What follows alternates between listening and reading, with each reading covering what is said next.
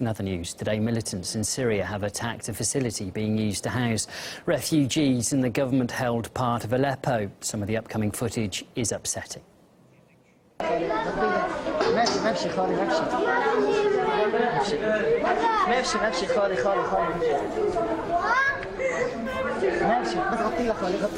Six civilians were killed in the shelling which hit a university campus. Staff at a nearby hospital say they are also treating 20 others. Several are children who've reportedly suffered facial injuries.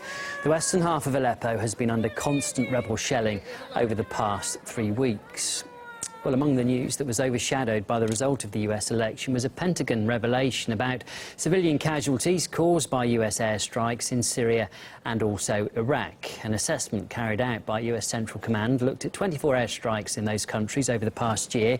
It says in total 64 people were killed.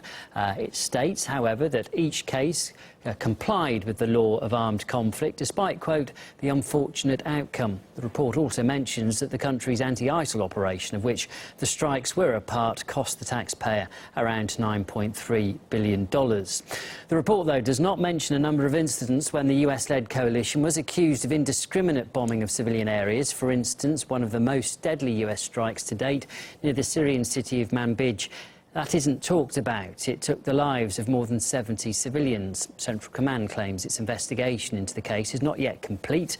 We discussed the disclosure with Abayomi Azikiwe. He's the editor of the Pan-African Newswire.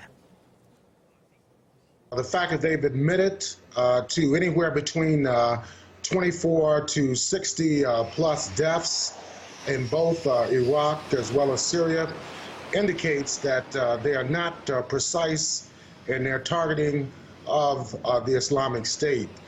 And of course, they have been carrying out these airstrikes in Iraq as well as in Syria now for several months. Over the last 2 years, they've admitted to carrying out over 12,000 airstrikes in both countries. So this war is not receding.